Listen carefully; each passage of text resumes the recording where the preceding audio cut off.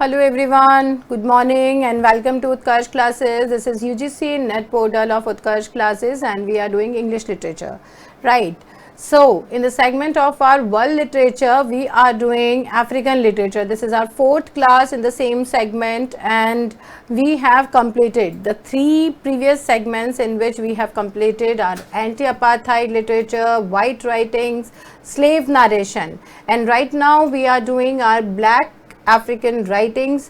उसमें black African writings में भी हमने काफ़ी सारे जो आपके अफ्रीकन राइटर्स हैं उन्हें फिनिश करा है. Now we need to start African American writings of African literature. Right. So yes everyone, let's start with the African American writings of African literature. इसमें मैंने आपको लास्ट क्लास में कुछ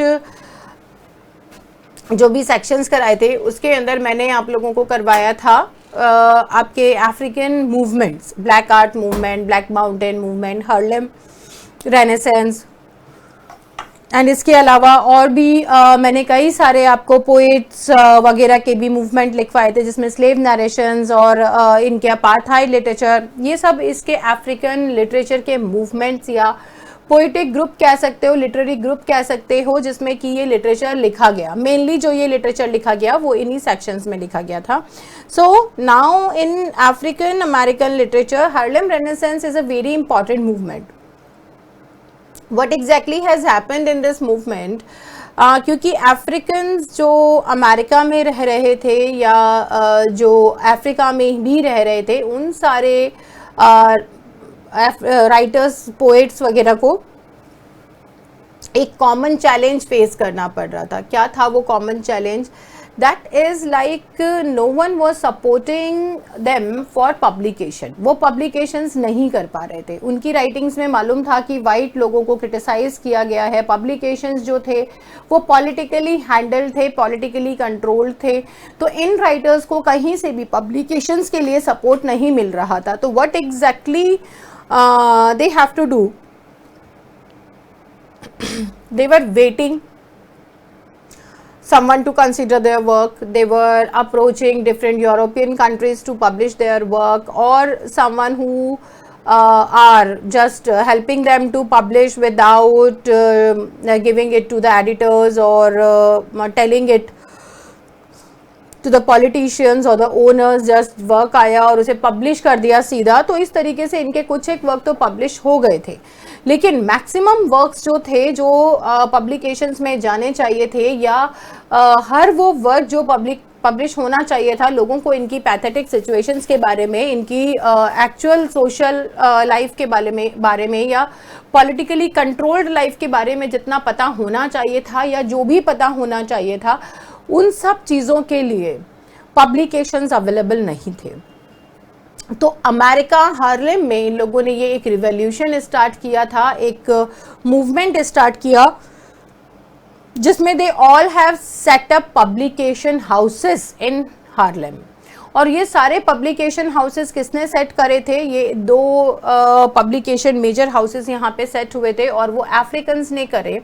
उन लोगों ने कहा कि मैक्सिमम जो लोग ये हार्लेम में रहते थे ब्लैक्स, उन्हें पब्लिकेशंस के लिए कहीं और जाने की ज़रूरत नहीं है. वो लोग यहाँ आएंगे और ये पब्लिकेशंस इनको हेल्प करेंगे उनके वर्क्स पब्लिश करने में, बिना एडिट करे. जो वो लिखना चाहते हैं, जो वो कहना चाहते हैं, केवल उनकी लैंग्वेज को एडिट किया जाएगा. उनकी फीलिंग्स को, इमोशंस को, जो डिपिक्शन है उसको एडिट नहीं किया जाएगा. कहीं से कहीं तक भी उसे एडिट नहीं करा जाएगा. This is what Harlem renaissance is all about. And जो इसके फर्स्ट राइटर है इन अफ्रीकन अमेरिकन राइटर्स जो हार्लेम रेनेसेंस के मेंबर हैं, सबसे पहले हम उन्हें पढ़ेंगे कि हार्लेम रेनेसेंस के अंदर कौन कौन से मेंबर आते हैं. फिर उसके बाद हम इसमें अफ्रीकन अमेरिकन राइटिंग्स के जो कॉन्टेम्प्रेरी राइटर्स होंगे उन्हें देखेंगे. So this is our fourth section, last section है आज अफ्रीकन लिटरेचर का. इसमें भी लगभग 20 करीब राइटर्स हैं जिन्हें हमें आज करना है. तो थोड़ा स्पीडीली हम लोग इनको देखेंगे.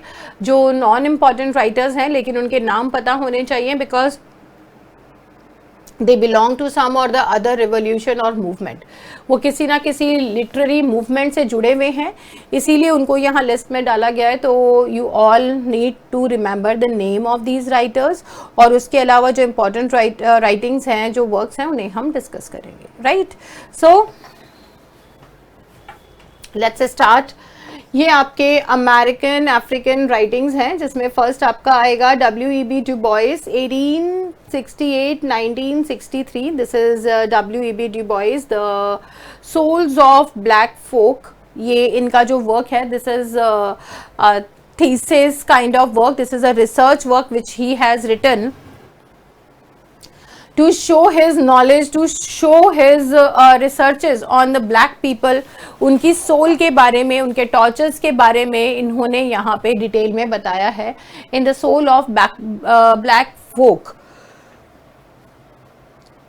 ये बेसिकली फिलाडेल्फिया निग्रो और the soul of black folk, ये दो इनके रिसर्च वर्क्स में से आते हैं. रिसर्च पेपर्स कह सकते हो इनको, थीसिस के अंदर आ सकते हैं. तो ये बेसिकली द रिसर्च स्टडी. उसके बाद आता है black construction in America. That is like the black people who are doing their constructions to live, to survive. They are preparing things of their own. तो यहाँ black construction, reconstruction in America के अंदर, it's like the people, sorry, it's like the black people are fighting for their rights. They are fighting for their identity. कि they are contributing a lot for America, for American existence. If it is a war, the black soldiers are there. If it is about the government, then the black servants and ministers or basically the workers are there. Construction के अंदर they are, writings के अंदर they are, in the games black people are there because they are physically more fit than the white Americans.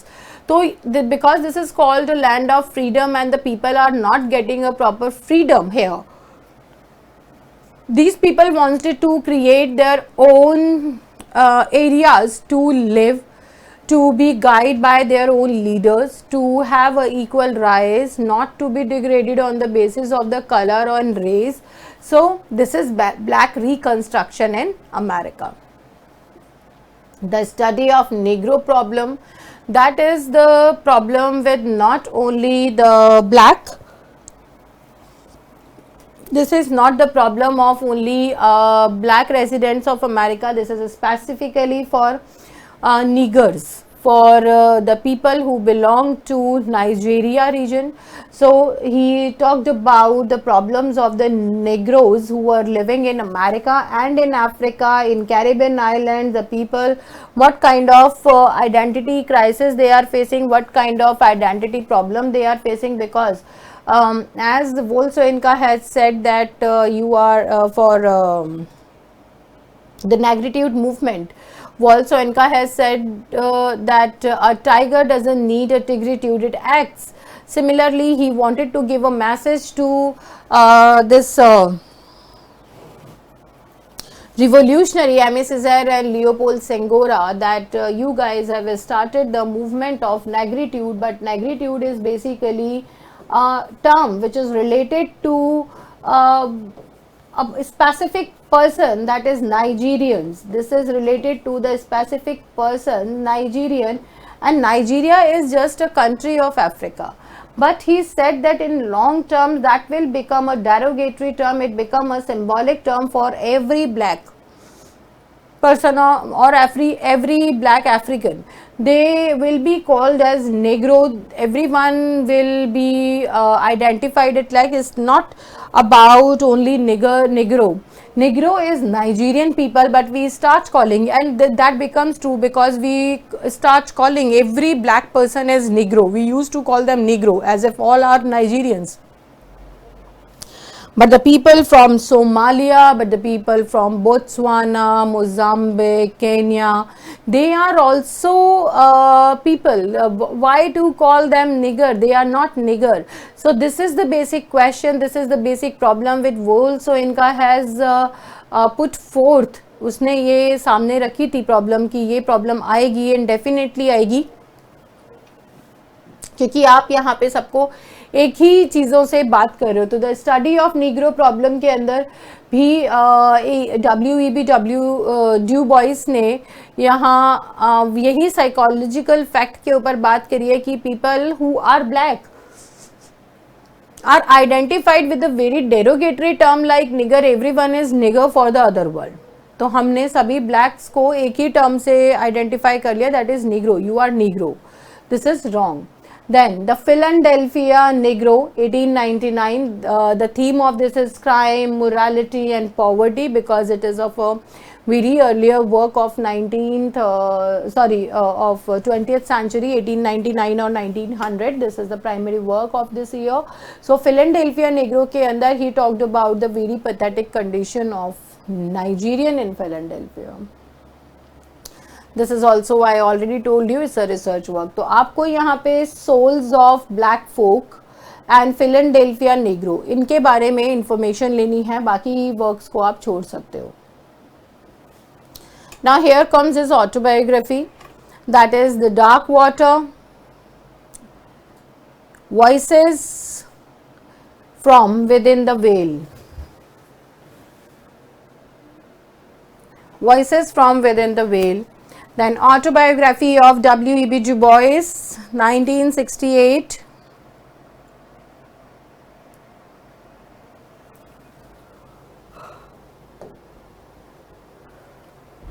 Next is novels, Dark Princess, a Romance, 1928. No need to go for this also. ये novel भी पढ़ने की ज़रूरत नहीं है, केवल वो दो जो इनके रिसर्च वर्क्स हैं उनमें से हमें देखना है. Now next is Marcus Garvey, 1887-1940. Marcus Garvey is a Jamaican writer. He is from Jamaica. He is a Jamaican writer. He was a founder of the Universal Negro Improvement Association and African Community League. ये इन दोनों के founder हैं. इन्होंने यहाँ पे African community league बनाया है and the universal Negro improvement association in 1920. इन्होंने ये दो जो एसोसिएशंस है, दो ऑर्गेनाइजेशंस बनाई हैं. इनके work the philosophies and opinions of Marcus Garvey 1986, message to the people the course of philosophy by Marcus Garvey. ये दो इनके वर्क हैं. There is no need to go in detail, but just do remember the name of these works and do remember that he is associated with these two associations, organizations, and basically he is the founder one. He is the one who has started it, right? Next.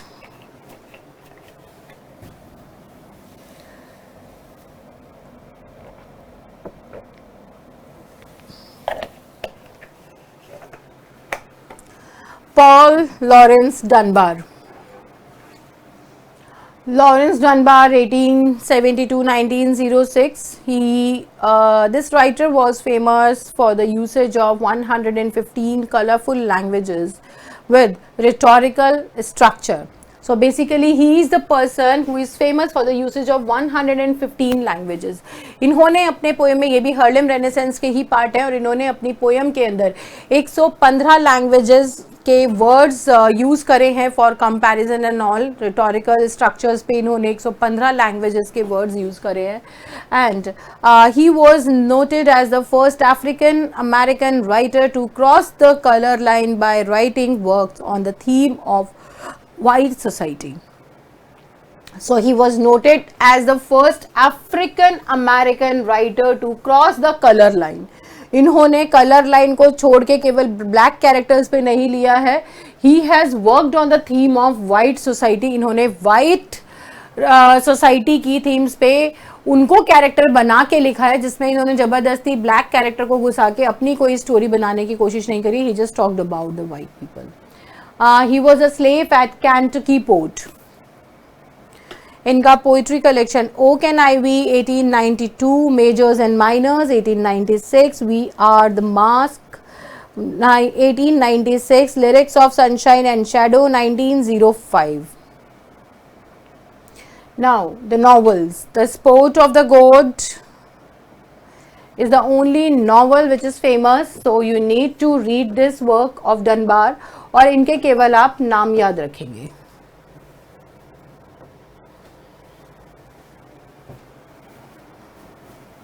Langston Hughes, he is a very famous name in Harlem Renaissance and in African poetry. ये बहुत famous नाम है और इन्होंने जो poems लिखी हैं that is all about America and the lives of blacks in America. बहुत ब्यूटीफुल इनका प्रेजेंटेशन है और बहुत सिंपली इन्होंने चीज़ों को बताया है. That is why he is very famous poet of African literature. Now, the Weary Blues 1926, Let America Be America Again 1938, One Way Ticket 1949, Asia Mama 12 Moods of Jazz 1961. यहाँ पे इन्होंने जैज़ पोइट्री को introduce किया in American literature. Jazz is a style of dance, poetry and music in Africa. That is what he has introduced. So यहाँ पे आपको क्या पढ़ना है इन पोइट्रीज के अंदर? आपको फर्स्ट 2 पोइट्रीज देखनी है. That is the very blues and let America be America again. इन्हें आपको ये 2 पोएम्स इसमें देखनी है, let America be America again and the very blues.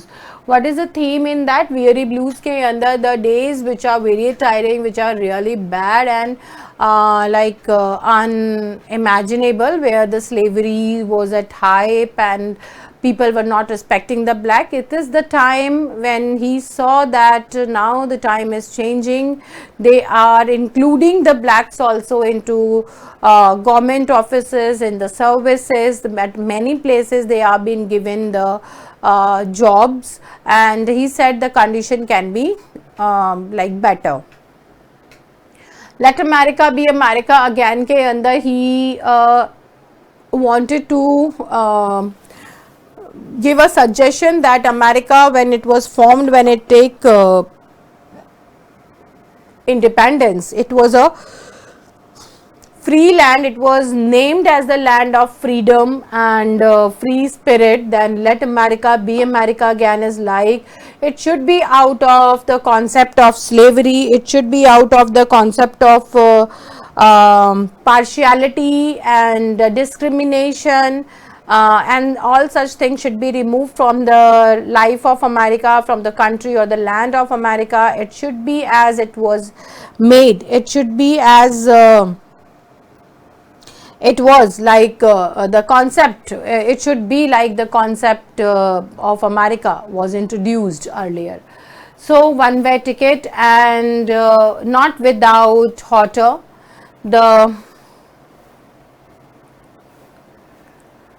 It should be laughter, not without laughter. And the best of simple. ये 2 इनके novels हैं. There is no need to go for it.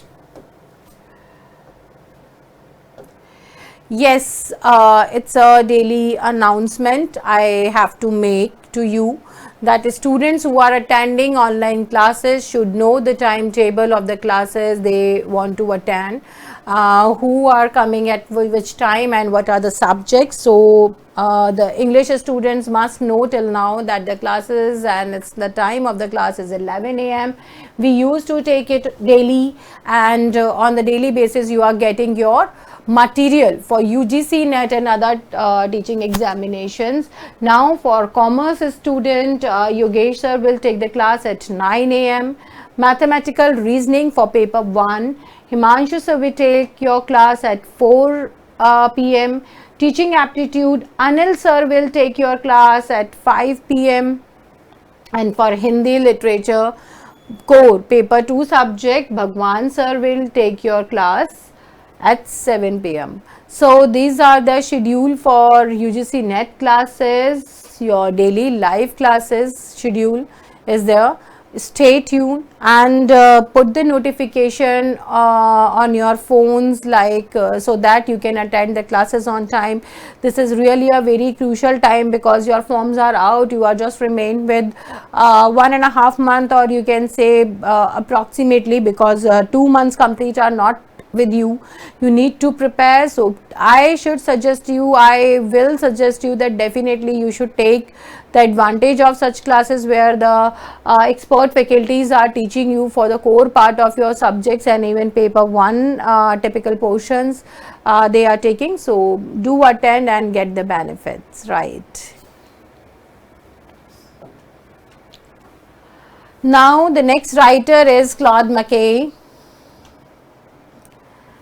1889-1948, Claude McKay, and the work is Home to Harlem, Banjo, Banana Bottoms, My Green Hills of Jamaica.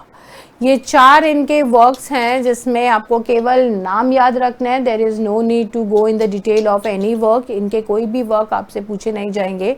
ये सब poems हैं. These are all poems.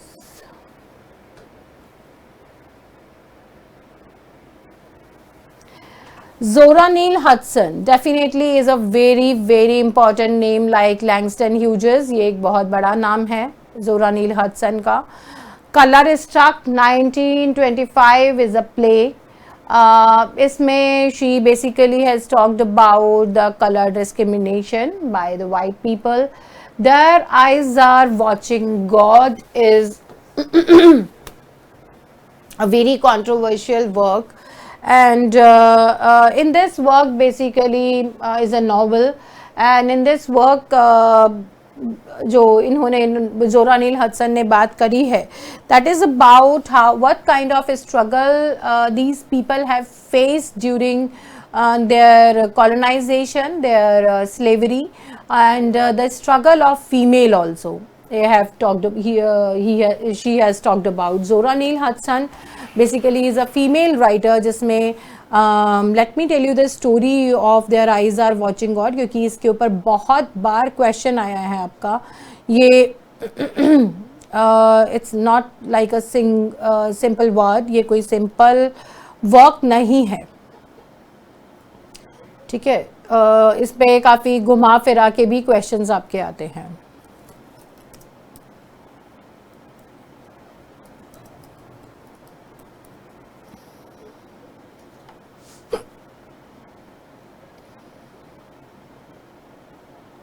अच्छा, she is just not a writer, she is also a documentary and filmmaker. She is an anthropologist.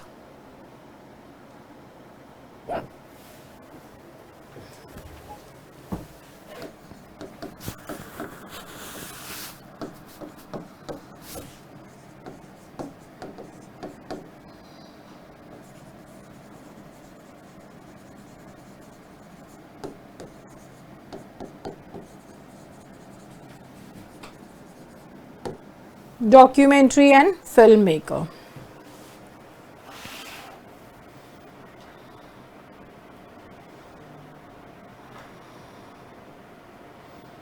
Their eyes are watching God.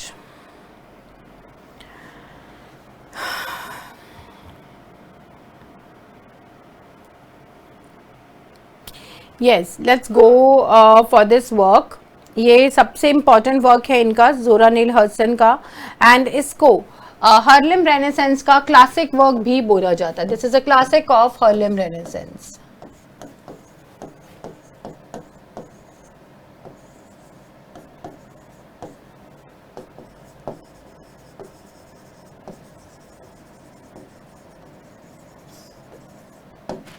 Classics of Harlem renaissance.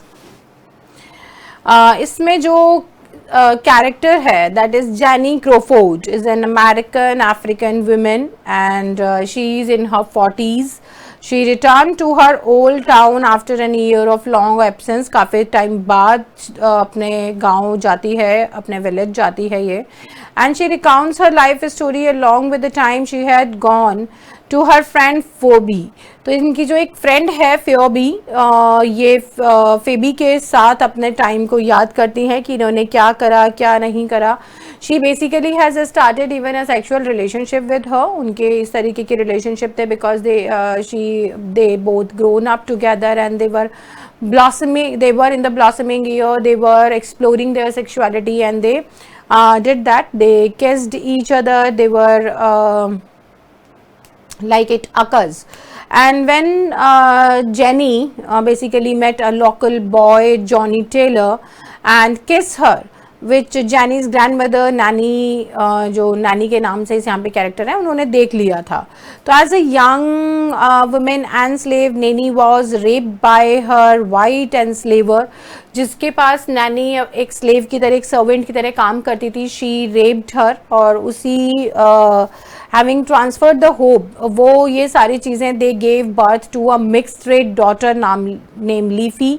And then Nanny wanted to give a better life to her daughter and even escaped her jealous mistress after the civil war.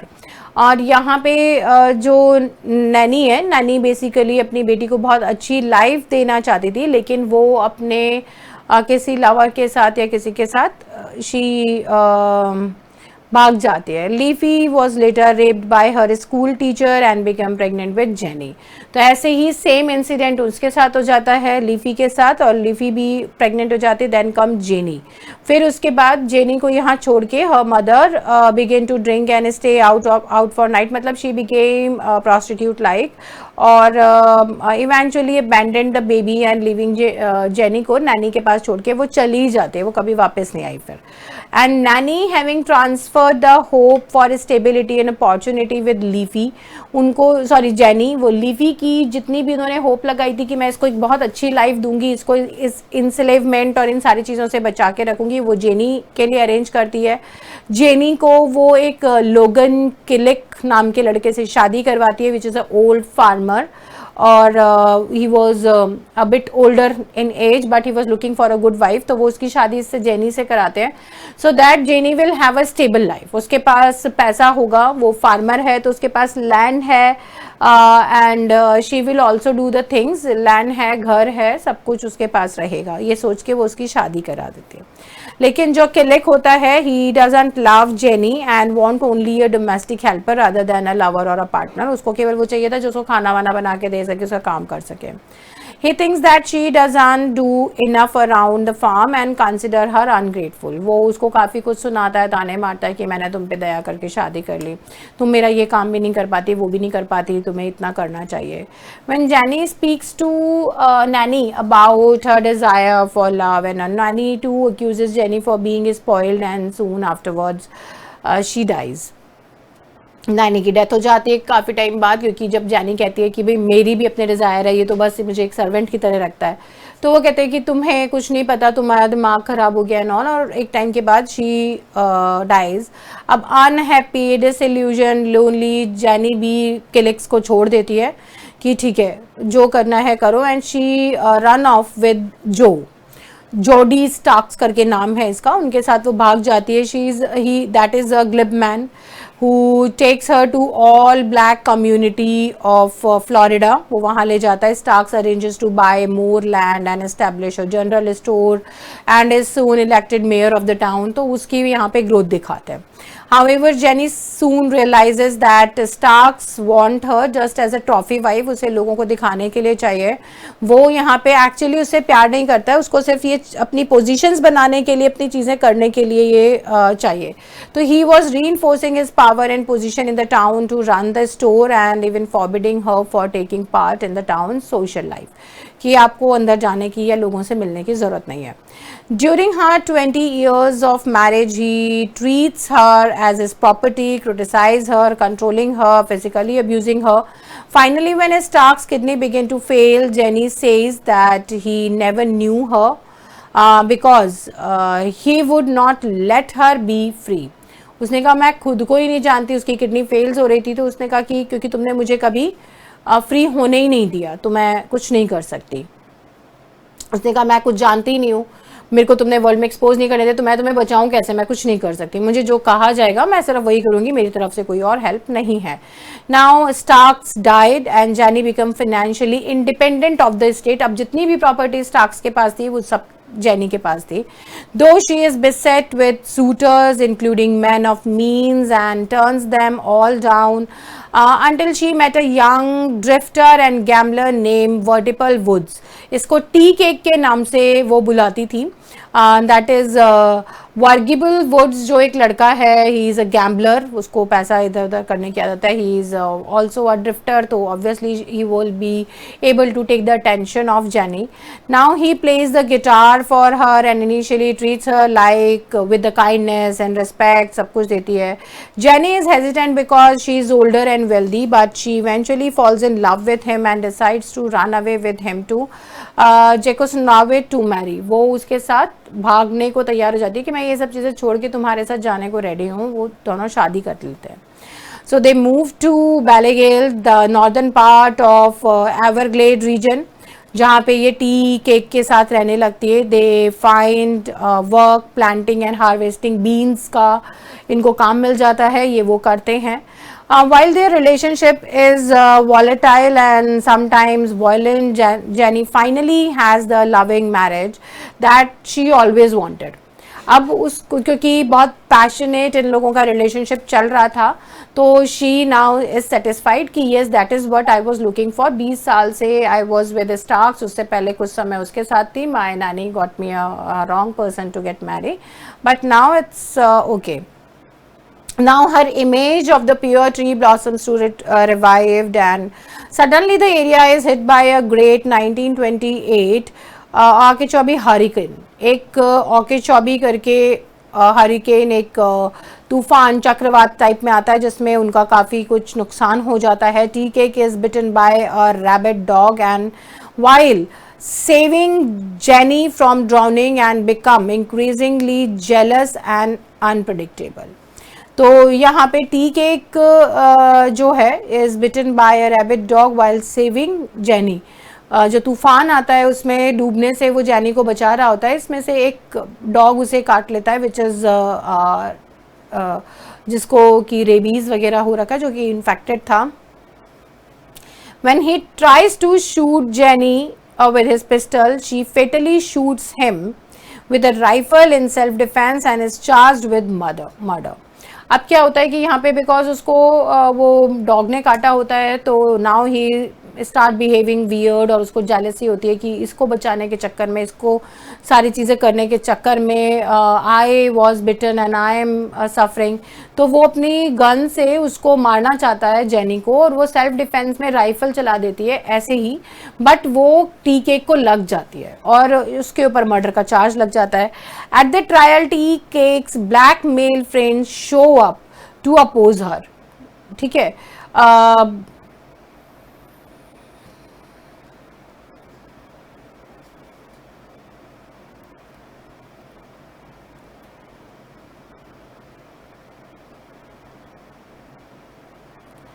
and became increasingly jealous and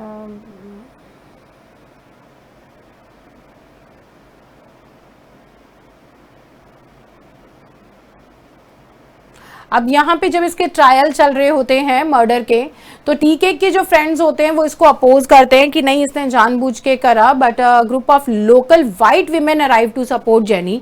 कि किस तरीके से tea cake behave करने लगा था, वो मारता पीटता था या वो किसी भी तरीके से इसको दिक्कत देता था, वो सारी चीज़ें उन्होंने बताई कि we have witness, we have after all while jury अक्वेस्ट Janie she gives Tea Cake a lavish funeral. जब उन्होंने उसको छोड़ दिया तो उसने टी केक का एक अच्छा खासा फ्यूनरल करा, क्योंकि because she has really loved him, she was loved by him and they spent a very good time also. Tea Cake's friend also forgive him, asking her to remain in the Everglades, वो वहीं पे रहे और अपनी life आगे निकाले। She decides to return to Eatonville, जो उसके स्टार्क्स का घर था, वो वहाँ जाती है। As she expected the resident gossips about her when she returns to the town. The story ends where it started and she finishes recounting her life to Phoebe. जहाँ से ये स्टोरी स्टार्ट हुई थी इट गोज अगेन देयर.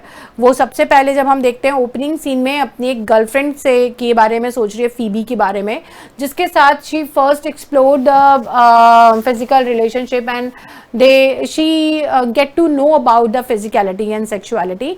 तो वो फिर से यहाँ पे अकेले बैठ के फीबी के बारे में ही सोच रही थी कि मैंने उसके साथ क्या क्या चीज़ें एक्सप्लोर करी थी, हम लोग क्या करते थे, what exactly the things are, because she spent a very bad time, lonely time. She spent medium time and she spent a very good sexual life also, a good time also.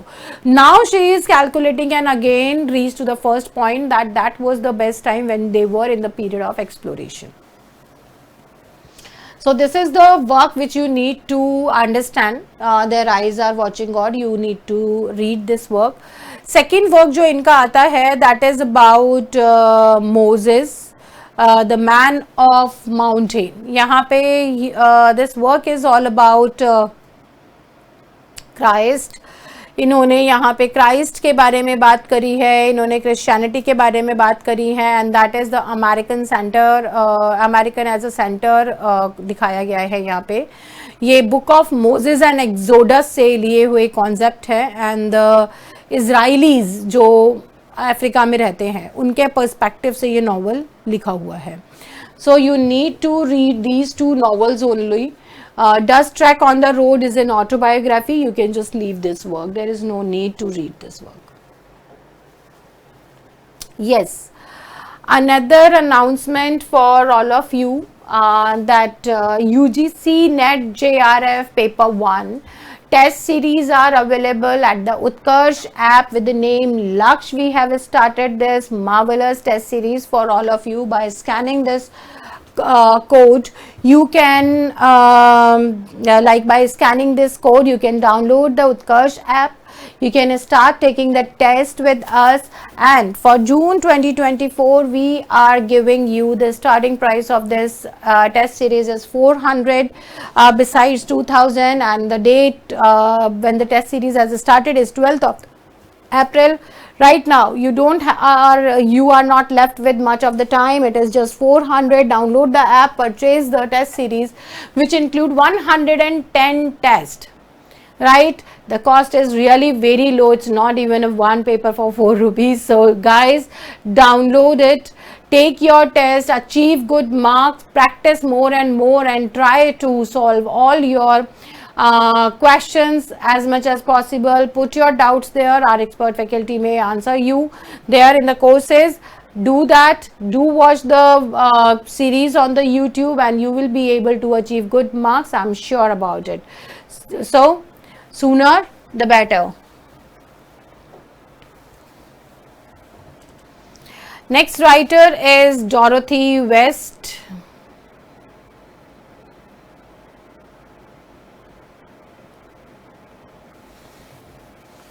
Dorothy West is again the member of Renaissance. Obviously we know that, and the fictional work is Hiring is Easy, and poetry is The Color and the Ballad of the Brown Girl. This is what she is famous for, the Ballad of the Brown Girl. इसी के लिए ये famous है.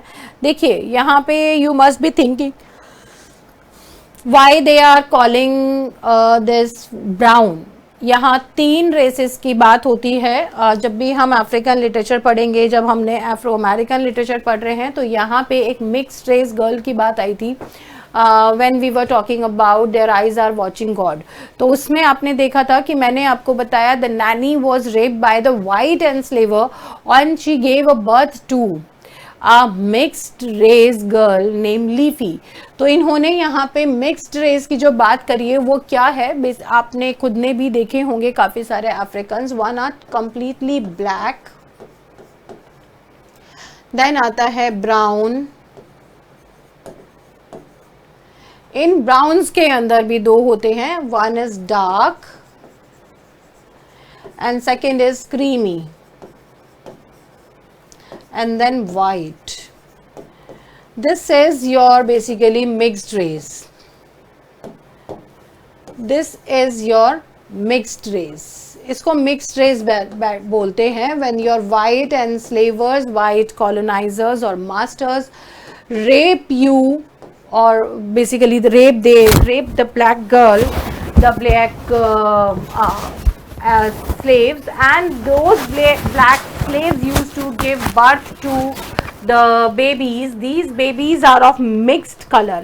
ये ना तो पूरी तरह ब्लैक होते हैं, ना ये पूरी तरह वाइट होते हैं. ये they use to be in the mixed colour, और इसी को मिक्स्ड रेस बोला जाता है. These are mixed race.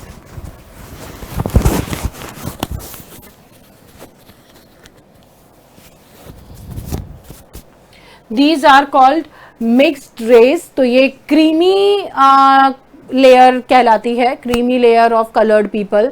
That means कि either they are brown, if the black color is dominated, then it's like they used to have they used to be seen in brown color. They are not totally black, but they are of brownish color. Kind of a South Indian tone, and if they are more toward the white, then a creamy layer used to come, which is also a different color. You can see in on your online things. I won't be able to explain these color things, but you can see the creamy layer of black people. You will find it. Now next writer is Wallace Truman. He is best known for his work Blacker the Berry and Infants of the Spring.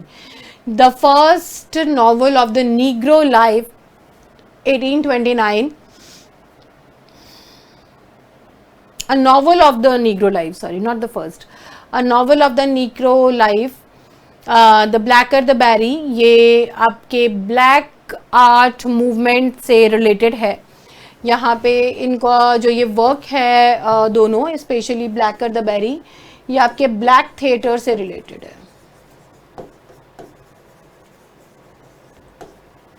Black theatre, black art movement से related है. यहाँ पे केवल black writers जो थे, they are writing. There is no one else who were allowed to be a part of this black theatre. Specially white writers को या किसी और कलर पीपल को यहाँ पे नहीं लिया जाता था. They were just for the blacks. इनके ब्लैकर द बैरी जो ये नॉवल इन्होंने लिखा है, इसमें ही compared black people with these blackberries. Now your next is the writer which I have given the name in earlier slide, that is Chimamanda Ngozi Adichie. ये Ngozi Adichie जो writer है, she is a contemporary writer, Nigerian writer हैं. She is very famous as American writer.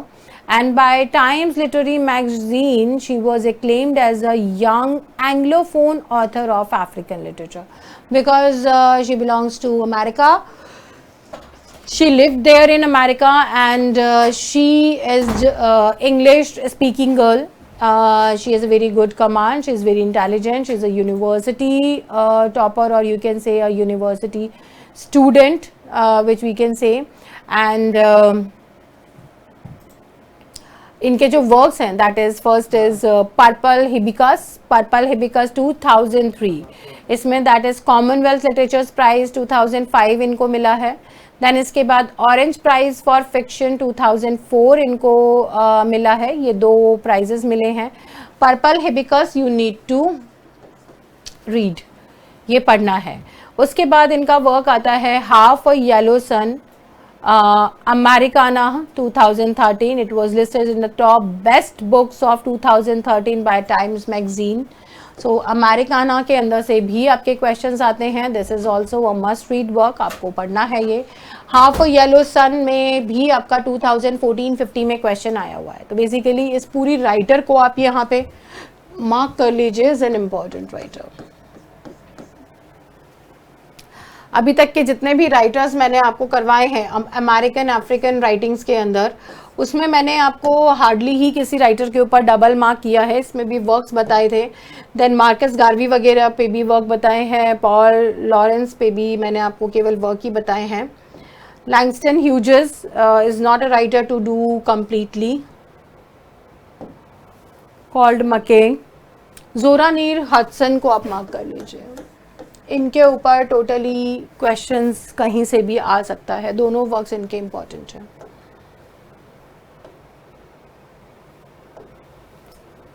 चिदामानंदा Ngozi अदिची, इनके भी works important है, चाहे वो purple hibiscus है, चाहे हाफ येलो सन है, चाहे अमेरिकाना है। तीनों ही वर्क आपको डिटेल में करने हैं। You can not take a chance with this writer. Now this was the time, हालांकि चिदामानंदा भी यहाँ पे contemporary writers of African American literature में से आती हैं, बट हमने अभी जो अफ्रीकन अमेरिकन लिटरेचर करा ये सारे आपके 1950s के पहले पहले के राइटर्स थे बिसाइड्स दिस राइटर। तो हम अभी जो स्टार्ट कर रहे हैं that is contemporary literature of African American writing, जिसमें सारे ही राइटर आपके कॉन्टेम्प्ररी रहेंगे। जैसे जेम्स बैल्डविन, इनके जो वर्क हैं that goes for the publication after 1950। इसी तरीके से बाकी के भी जो वर्क्स आएंगे वो 1950 1960s के अप्रॉक्स जो भी पब्लिकेशंस है वो सब कॉन्टेम्प्ररी लिटरेचर में आएगा। सो this is post-colonial and contemporary literature. James Baldwin is again a writer to be noted down as a double hash. ये बहुत ही important writer हैं जेम्स बैल्डविन। इनका जो work है Notes of a Native Son, this is most important work. ठीक है, Notes of a Native Son is a most important work. Nobody knows my name. More Notes of a Native Son, this is also important, but यहाँ पे जो ये work आता है ये आपके नॉन फिक्शन वर्क है।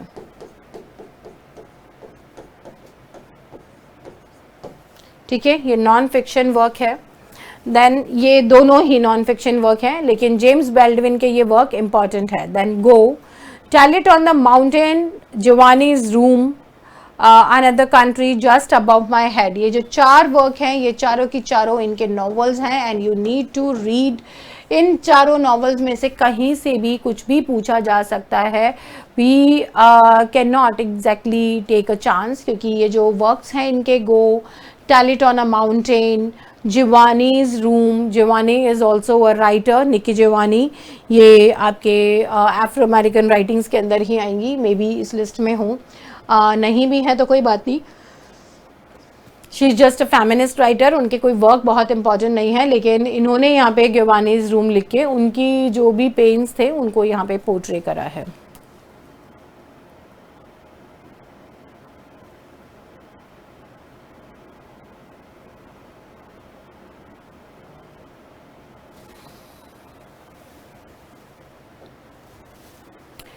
नेक्स्ट राइटर है रिचर्ड राइट।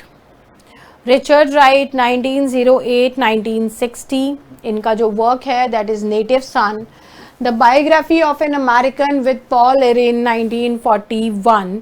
ये आपका काफ़ी इंपॉर्टेंट वर्क है नेटिव सन। जैसे उसमें था notes of a native son, वहाँ पे भी अफ्रीकन्स की ही कंडीशन को डिस्कस किया गया था, और यहाँ पे भी the fear in the hearts of Africans को शो करा गया है। यहाँ पे ये बताया गया है कि what exactly the reaction of the African people when they talk about their own nativity, when no one is ready to understand that what exactly the characters did, how they want to present themselves, but here no one is there to hear their to know about or to listen to them. So there is only one category, there is only one thing which they can do, that is to either to run away, either to form में subject गलत हो गया मेरा, क्या करूं ma'am? मैं सुमन उत्कर्ष batch से पढ़ रही थी, आपसे कोई बात करनी थी। हाँ सुमन, ओके कोई बात नहीं, अभी एडिट का ऑप्शन ओपन होगा, उसमें जाके ठीक कर दीजिएगा। ध्यान रखो 10 मई 12 मई के बाद आपका एडिट का ऑप्शन स्टार्ट हो जाएगा, और जैसे ही ये फॉर्म क्लोज होंगे एडिट का ऑप्शन स्टार्ट होगा, उसमें जाके एडिट कर लेना, ध्यान रखो अपना, इसमें कॉम्प्रोमाइज मत करना। I mean, थोड़ा अटेंटिव रहो, डेफिनेटली आ जाएगा वहाँ पे, आप चेंज कर सकते हो कोई भी इंफॉर्मेशन।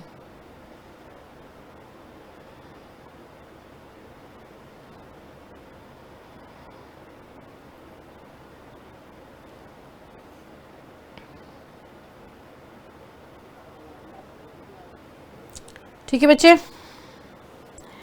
चलिए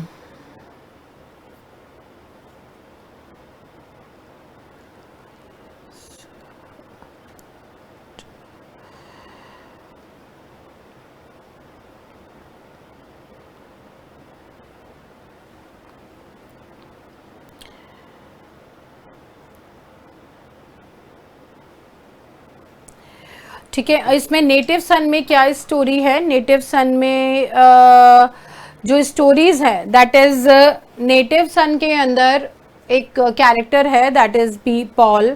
Paul is a servant. Paul यहाँ पे जो है जाता है अपने जो मालिक हैं वाइट लोग हैं उनकी बेटियों को लेकर या उनके फ्रेंड्स को लेकर या कुछ भी, ड्राइवरी का काम कर रहा है बेसिकली। तो वो उनकी डॉटर को लेके क्लब में जाता है, वहां पे उनकी पार्टीज वगैरह चल रही हैं। लेट नाइट जब आते हैं तो शी वॉज वेरी ड्रंक। वो उनको जैसे तैसे गाड़ी में बिठा के घर लेकर आता है।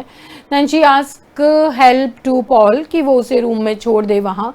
तो वो जब उसके रूम में उसे छोड़ने जाता है तो she was just lied and she started opening her clothes. उसको नहीं था ध्यान कि Paul is also here and just to give it a change और to sleep comfortably she started doing this and Paul was attracted. She just wrapped her और बाद में वो डर जाता है तो वो उसकी बॉडी को जो वहाँ पे बॉनफायर होता है उसमें फेंक देता है और भाग जाता है।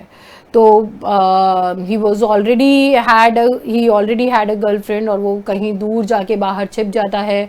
उसके पेरेंट्स सोचते हैं कि कहाँ गई, वो पार्टी के लिए गई थी। इंक्वायरी होती है, पुलिस केस होता है, सब ढूंढते हैं पॉल वॉज मिसिंग। तो इस पे डाउट होता है। तो पॉल क्या कहते हैं यहाँ पे इसकी गर्लफ्रेंड जो कि प्रेग्नेंट होती है वो वहाँ पे उसे मिलने आती है, लेकिन वो उसको भी बताता नहीं है कुछ भी and he just wanted to run. और ये यहाँ पे नेटिव सन के अंदर दिखाया गया है। यू नीड टू रीड कि क्या होता है एंड में। मैं आपको सिर्फ सरफेशियल स्टोरी बता रही हूँ यहाँ पे। तो you just what they basically have done, वो वहाँ पे जाके और अपने जो गर्लफ्रेंड होती है उसको मिलता है, उसको सारी कहानी बताता है कि I just did it because I was also drunk. मैं भी पार्टी में वहाँ पे पी ली थी तो मेरे से ही काम हो गया और मैंने गलती से उसको उठा के वहाँ बोन फायर में डाल दिया जिससे कि उन लोगों को मिले भी नहीं। और जब मिले भी तो उन्हें ये नहीं पता चला कि इसके साथ हुआ क्या था।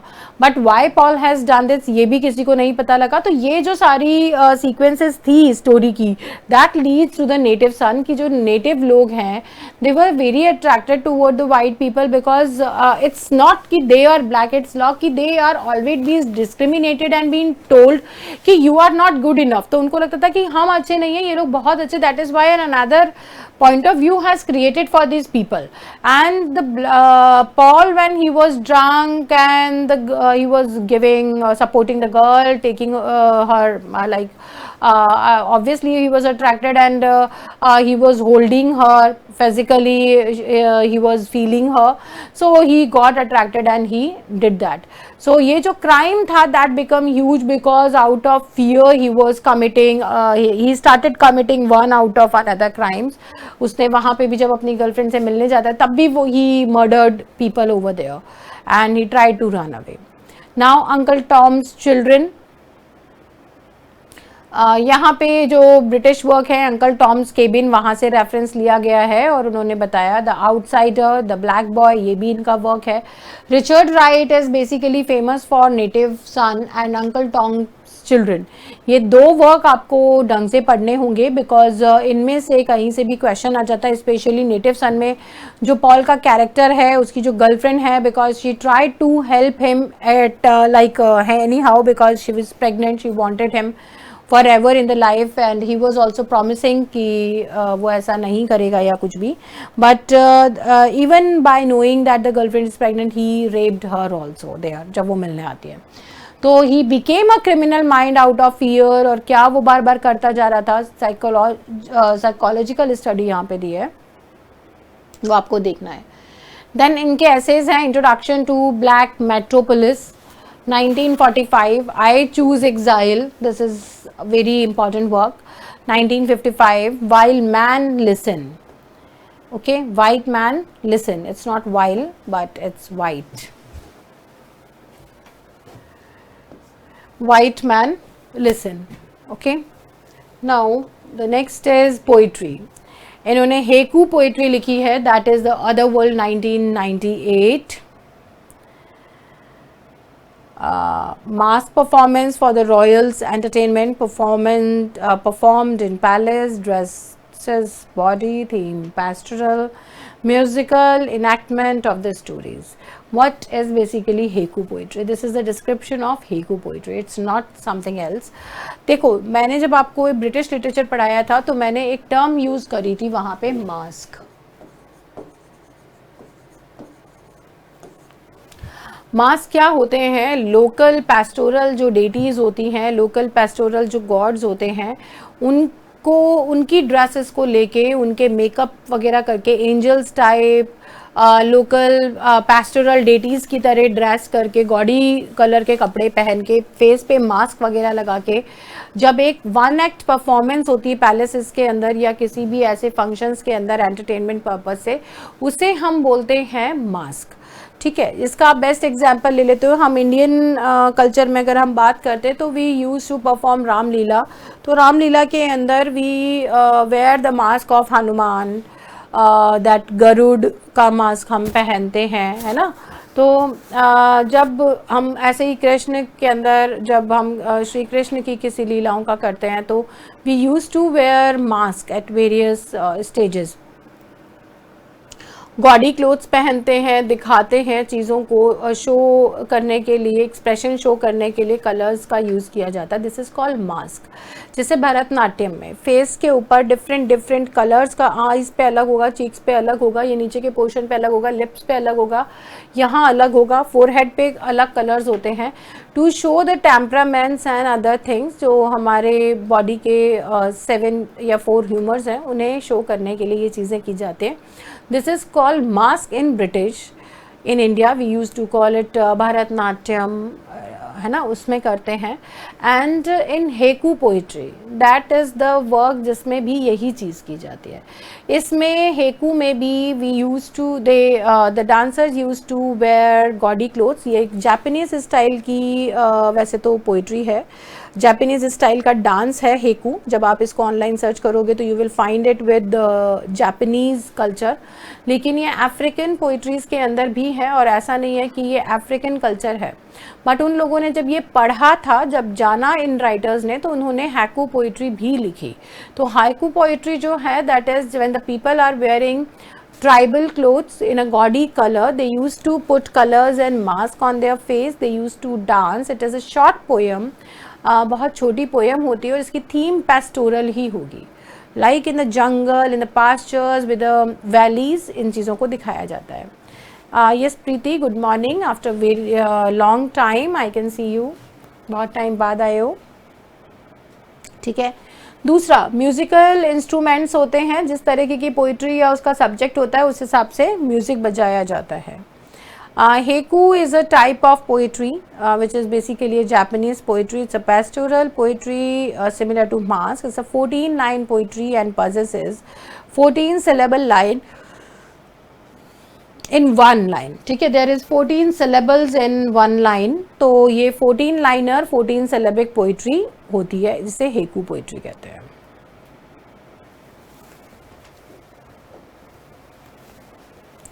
Next writer is Ralph Ellison, और ये भी इम्पॉर्टेंट राइटर हैं, लेकिन आप इसका केवल इनविजिबल मैन पढ़ेंगे. जून 10 एंड 3 days बिफोर शूटिंग, ये छोड़ दीजिए, इनके एसेस भी छोड़ दीजिए, केवल इनविजिबल मैन पढ़ना है. अच्छा, तबीयत ख़राब थी, ओके, डू टेक केयर, क्योंकि एकदम मौसम थोड़ा गर्मी वाला हो गया है, थोड़ा बहुत कुछ भी खाते ही जल्दी तबीयत ख़राब हो जाती है. Please do take care, exams भी आने वाला है. ठीक है, तो इसमें केवल इनविजिबल मैन देखना है. हमने क्या कहते हैं, वेल्स का इनविजिबल मैन पढ़ा था ब्रिटिश लिटरेचर में. उसमें this is about a scientific work. उसमें साइंटिफिक फिक्शन था. वो लोग साइंटिफिक एक्सपेरिमेंट के थ्रू निकाल रहे थे और एक मैन को इनविजिबल कर दिया था, जैसे गायब मूवी है. ठीक है, और यहाँ पे इसमें invisible man is the black person जो इन वाइट लोगों को या सोसाइटी में ही लिव्स एज इनविजिबल. लोगों के लिए वो विजिबल नहीं है, उसके कोई राइट्स नहीं होते, उसके कोई पेन नहीं होते, उसकी कोई चीज़ें नहीं होती है. This is basically the invisible man. तो उन्होंने खुद को इनविजिबल मैन बोला है यहाँ. ठीक है, नाउ इनके जो नॉन फिक्शन है वो छोड़ो. Next writer is Edward Jones. The known were all Aunt Haggard's children last in the city 1992. ये 3 वर्क है इनके, केवल आपको नाम ध्यान रखना है. There is no need to go in the detail of any of the work, just the writer's name is important.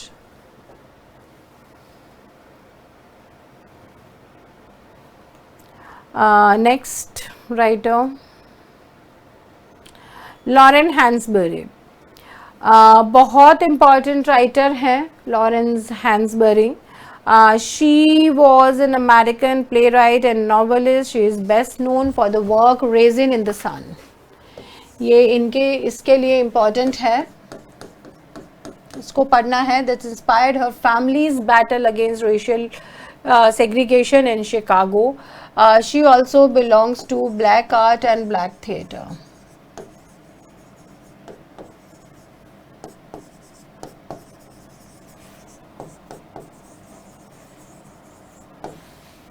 ठीक है, इनका ये वर्क पढ़ना ही है, इसमें से 100% क्वेश्चन आता है. The drinking God.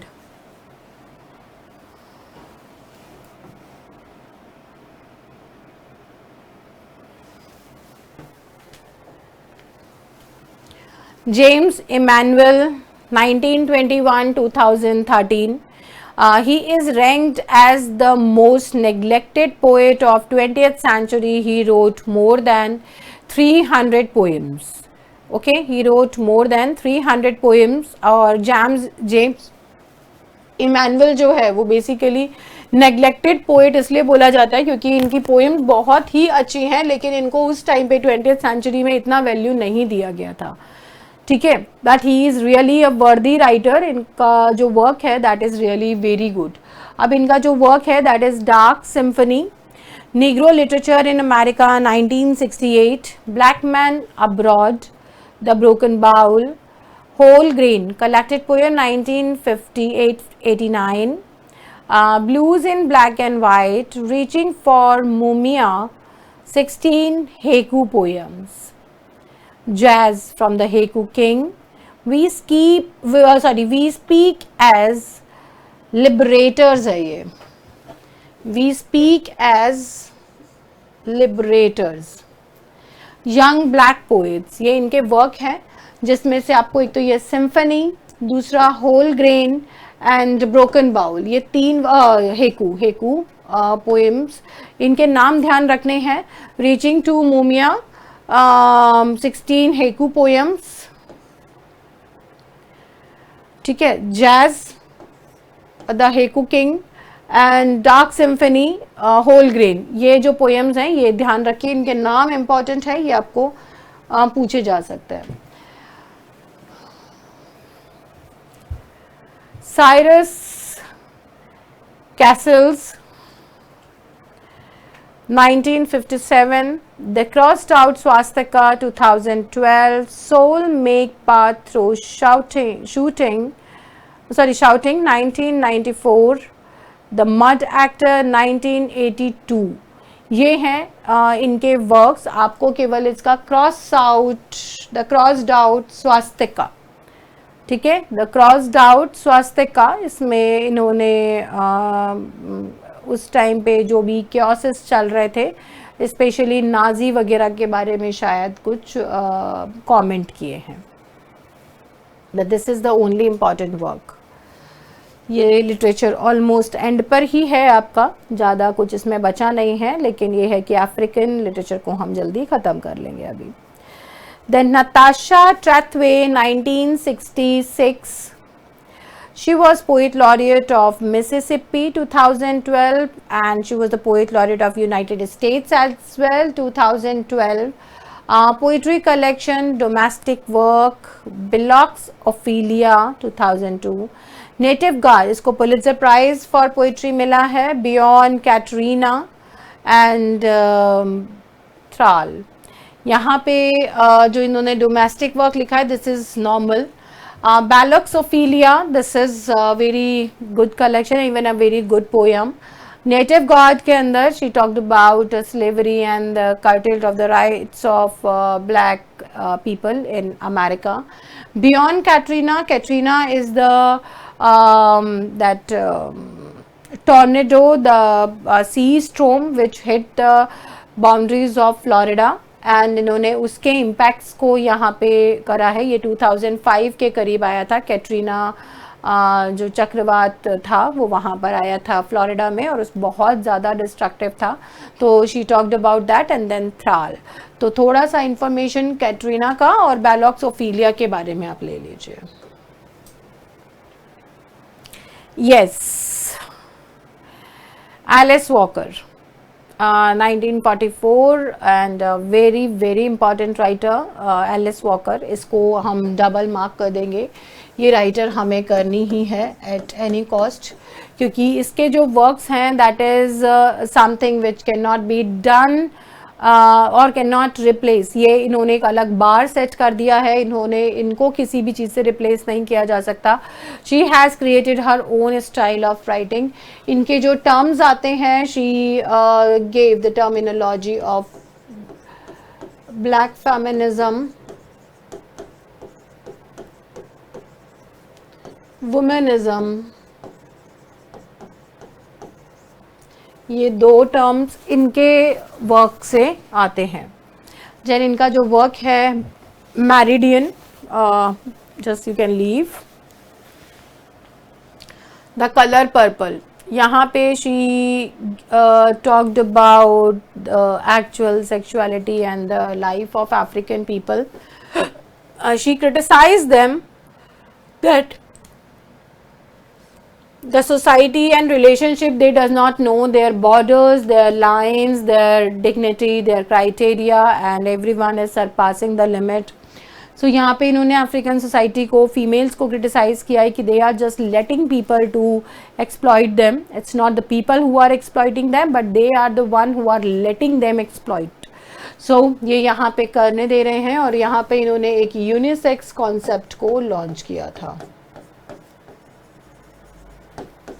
unisex pants, that is the color purple, right? Next is To Hell with Dying is very very important work। ये भी आपके इसी के बारे में बात करते हैं। The Temple of My Family, she talked about the nativity and the culture of African tribe which she belongs to। Then Possessing the Secret of Joy, that is यहाँ पे she has talked about the माल्ब्यूट्रेशन, जो इस तरीके की practices होती है जिसमें sexual ऑल्ट्रेशंस होते हैं या कुछ ट्रेडिशनल आपके रिचुअल्स होते हैं अबाउट माल्ब्यूट्रेशंस। तो यहाँ पे इन्होंने एमएलटी की बात करी है कि like doing some kind of traditional things with the yes Ajay, hello. So she talked about such kind of local practices for like the organs, your sexual organs of the female। तो जिस तरीके से we know कि in some communities there are practices with the male organs also, कुछ skins वगैरह निकाल देते हैं या कुछ भी जिसे खतना कहते हैं, इसी तरीके से यहाँ पे भी इस तरीके की एक एजेंसी है, एक अफ्रीकन कल्चर है जिसके अंदर they do such kind of different practices with the female organs also, और वो यहाँ पे होते हैं। तो the character she somehow is in America, she is living, she got married there, her husband is very loving, but after some time she just realized that she should go to the village at least once। वो अपने husband के साथ वहाँ जाती है, उसका husband is also very happy कि yes I will be happy to meet your people, to see your culture, to see your country. वो वहाँ जाते हैं एंड शी जस्ट विटनेस कि एक छोटे बच्ची के साथ वो प्रैक्टिस की जा रही है, that is a tradition. So she decides that I should also go for this. उसको ये वॉर्न किया जाता है कि in this age this can be deadly, this is not good. ये अर्ली एजेस में हो जाता है तो हो जाता है, इस time skins are very soft and this is easier to do, but now it's not easier। But she said no, it's my tradition, I should take it, I have not done it, ये मेरी गलती है, मुझे करना चाहिए। उसका husband भी बोलता है because this is not a practice of my tribe, my race, my culture, my country, so you don't have to go through such kind of pain, such kind of practice, and I don't believe it because I cannot allow you for this। and he is very loving one, but she was adamant that it belongs to me, I belong to this, so I have to take it. And just out of that, that is the Possessing the Secret of Joy, she went under it. Ultimately she got with the infections and she died. ये यहाँ पे tradition और जो spirituality या religion इस तरीके के cultures के नाम पे जो टॉर्चर होता है या जो एक्सप्लॉइटेशन होता है थ्रू सोसाइटी, उसे यहाँ दिखाया गया है कि there is no sense of doing things, लेकिन लोग करते हैं out of their blind beliefs or superstitions. So now is the time to open your heart. 2004 is another work. ये भी बहुत important work है. इस writer को मैंने mark किया. You need to do Color Purple, To Hell with Dying, The Temple of My Family and Possessing the Secret of Joy. ये आपको 4 work इसमें करने हैं. Then the poetry collection is Once 1968. Horses make a landscape look more beautiful. Collected poem 2005. Next, non-fictional work में है In Search of Our Mother's Garden, that is womanist prose, जो इन्होंने womanism की term निकाली थी, उसी को यहाँ पे explore करा है इन्होंने. Anything we can love can be saved, a writer's activism.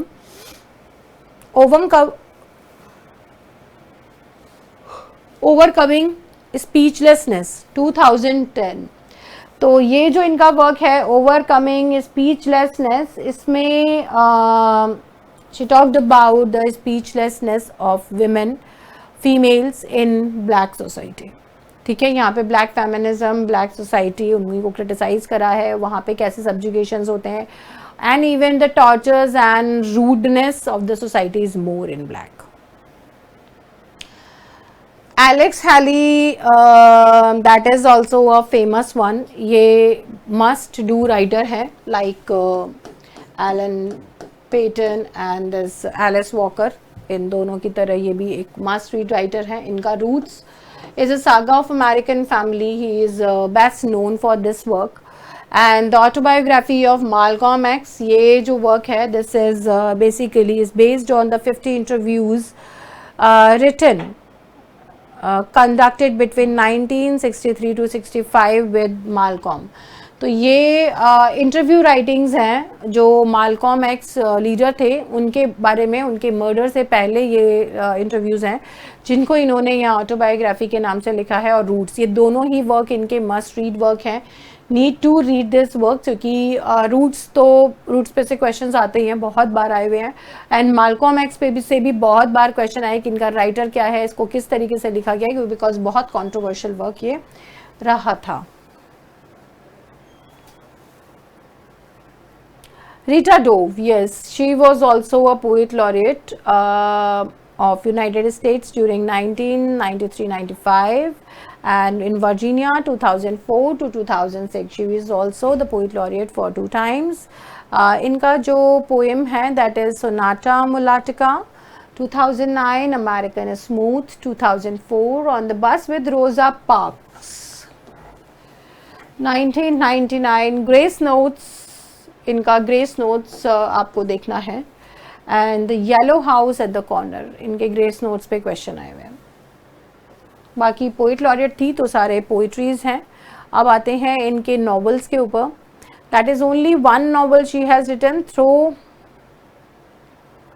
The ivory gate. Through the ivory gate, ये आपको पढ़ना भी है.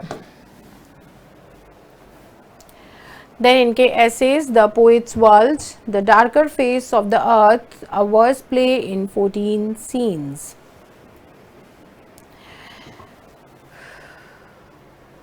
Maya Angelou, 1928-2014, Maya Angelou. She is the first black poetess to get the honor to recite her poem on the inaugural function of the President of America, Bill Clinton, in 2002.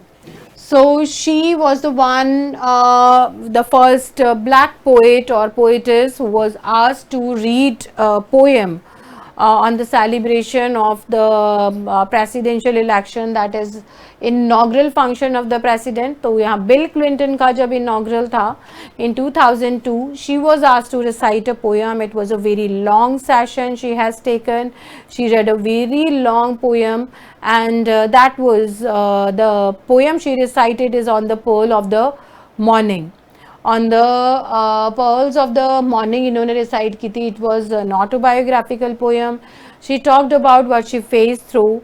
She talked about what she went through, how she survived and what she bared, and that was a very long poem. It should not be that long on for an inaugural function, but yes, she recited it very well. Now the poetry, why I know why the caged bird sing, 1969. This poem deals with the event when she was of 7. She was of the age of 7, and the poet claimed as the best of her poem. This poem was claimed as the best of her all the poem. It is best of her poems because here she talked about what she has gone through. She was also a slave when she was kidnapped from the colonies of Africa. She was unable to recognize the city or the country she belonged to. She was just the age of 5 or 7 when she was kidnapped and brought to the colony of America for slavery. In her lifetime, it is noted that she was raped almost 135 times. What she has said, that almost 135 times she was raped, and all the time it was like she was broken, but she gathered the spirit. She never gave up, and she fought again and again. She stood up again and again, and she started writing. She started working. She never stopped working.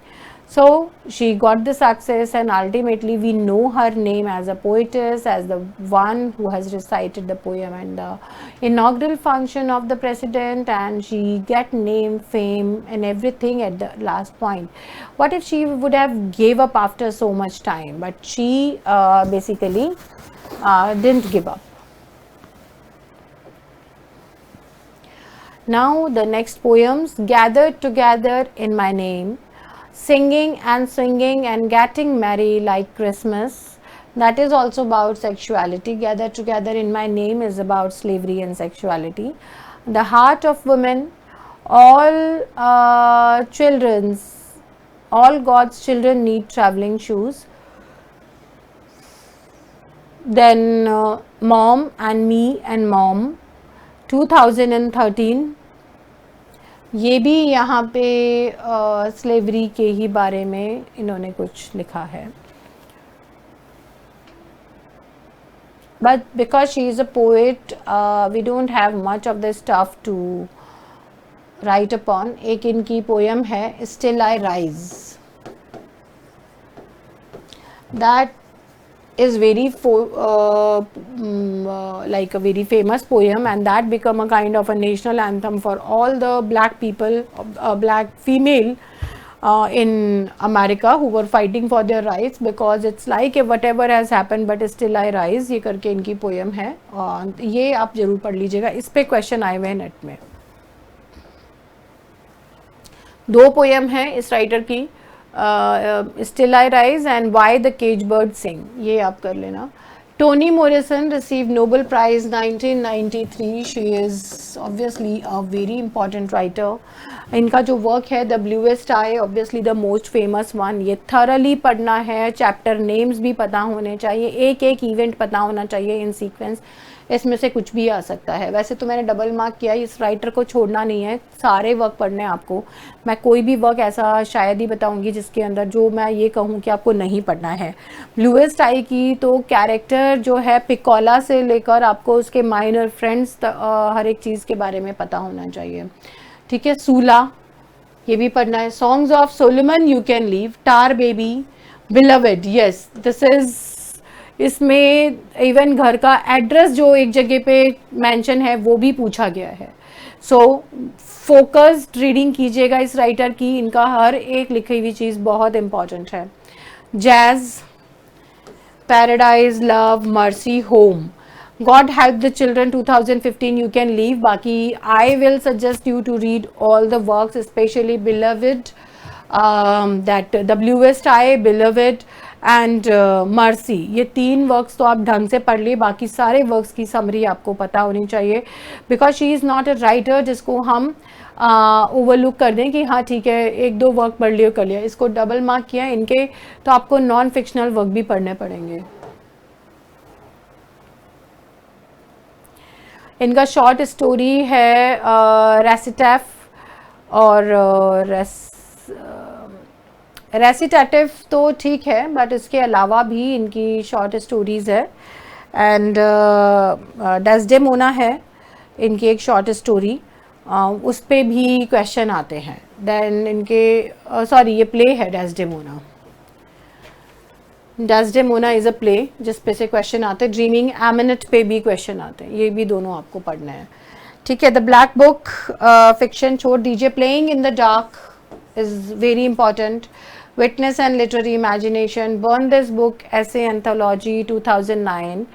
See, if we are discussing Toni Morrison, Toni Morrison is not a easy writer. मैंने जब आपको major writers के major work बताए हैं तो obviously Toni Morrison is such an important writer. We cannot just leave her like this.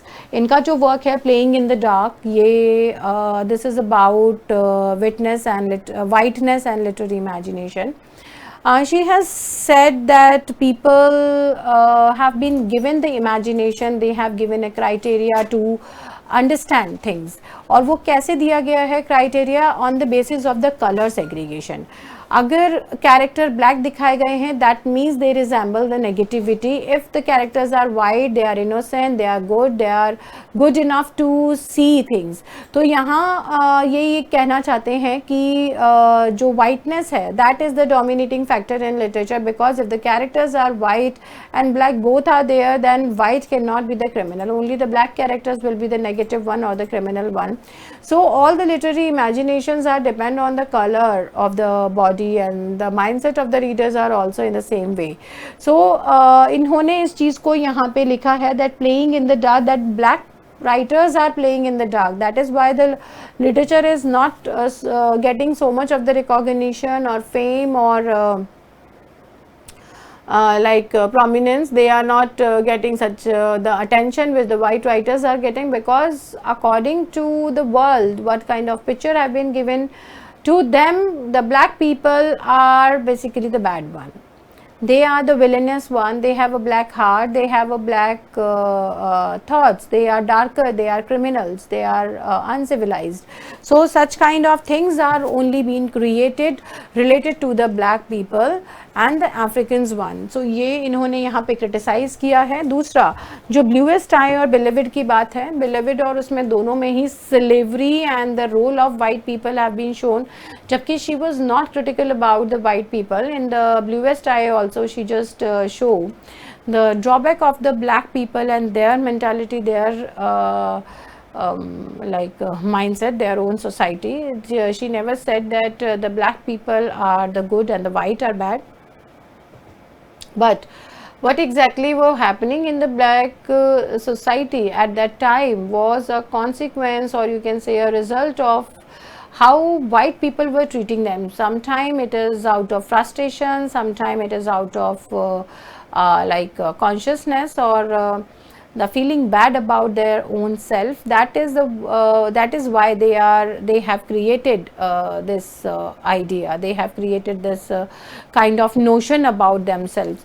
So this was depicted in your the bluest eye. Bluest eye में जो character है Piccola, that is she is very innocent, और वो यहाँ पे depict करती है कि उसे कुछ भी नहीं पता. And because she is just a girl of 10-11 years, so she can not make a notion about white और black. But yes, as the child's heart, she is portraying what she is saying, जो देख रही है वो उस नज़रिए से वहाँ पे बता रही है. And the same thing has happened to Toni Morrison also. She was also being tortured or exploited in the early age. She was taken to American lands for slavery.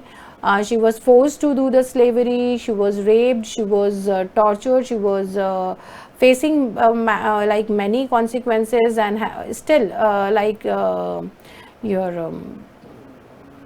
that earlier writer we have done,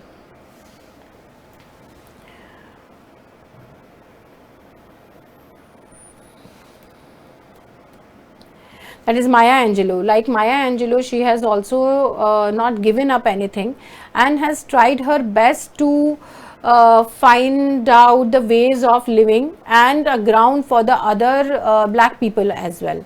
Beloved के अंदर she showed that how a mother was brutally killing all her kids, whether it's a boy or girl, but because she was raped by the white master continuously, or the white master was ordering some other servant to rape her so that she can give birth to a child which can be a labor and in the future and can be taken by. So whatever child she was giving birth, she was killing it. तो वहाँ पे address पूछा गया है, and the girl child she has killed, she started assuming the girl child be there जिसको उसने beloved कहा है, तो उस घर के अंदर वहाँ पे she was living with the beloved. अब वो beloved कौन है? That is the child she has killed. उसको वहीं पे उसने एनग्रेव कर दिया है. तो she feel that the soul of the girl child was there. She use to talk to her, she was seeing her growing, and according to her the girl child use to help her, console her, and help her to fight from all these problem, mental problem, psychological problem. लेकिन जो वहाँ लोग हैं वो कह रहे हैं कि ये पागल होती है, ये किसी से भी बात करती रहती है, वहाँ पता नहीं है. when people asked her, she said that I am talking to beloved. तो यहाँ दोनों में थोड़ा गॉथिक इफेक्ट है beloved के अंदर, but it is not actually the gothic poem. It is basically the poem which is not gothic in nature, but that talks about the gothicism. ठीक है, it's a mindset. ठीक है, तो ये इनके दो नॉवेल्स को मैंने डिस्कस किया है आपसे, प्लेइंग इन द डार्क और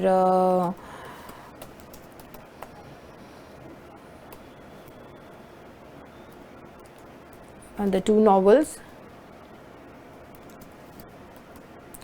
नाउ योर अफ्रीकन लिटरेचर जो है दैट इज़ कम्प्लीटेड. यहाँ अफ्रीकन लिटरेचर आपका ख़त्म हो जाता है. अफ्रीकन लिटरेचर के अंदर और कुछ भी नहीं है ना. पोइटिक मूवमेंट्स और जो पोइटिक ग्रुप्स की बात आती है वो मैंने आपको ऑलरेडी करवा दिए थे. जितने भी पोइटिक ग्रुप्स यहाँ पे थे मैंने आपको बता दिए थे. But the different types of poetry in Africa, जिसमें हमने निगर पोइट्री करी थी, स्लेव नरेशंस करे थे, मैंने आपको लास्ट क्लास में ही इसमें करवा दिया था. केवल जो अफ्रीकन अमेरिकन के अंदर था हार्लेम रेनेसेंस, मैंने उसके बारे में भी आपको बता दिया था कि what exactly African American literature was. ठीक है, मैंने उसके बारे में बता दिया. तो सो देयर इज़ नथिंग, कुछ ज़्यादा नहीं है यहाँ पे.